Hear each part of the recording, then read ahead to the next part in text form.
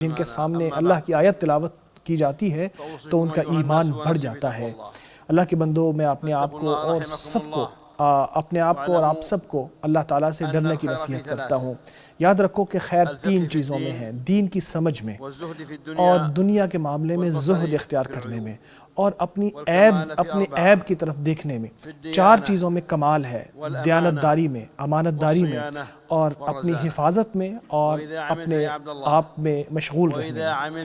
اللہ کے بندو، جب تم عمل کرتے ہو تو کسی عمل کو حقیر نہ سمجھو، کیونکہ تمہیں معلوم نہیں ہے کہ کون سا عمل ہے جو تمہیں جنت میں لے جائے گا۔ ظاہر ہے اللہ کی رحمت کے بعد ہی ہمارے اعمال ہمیں جنت میں لے کے جائیں گے۔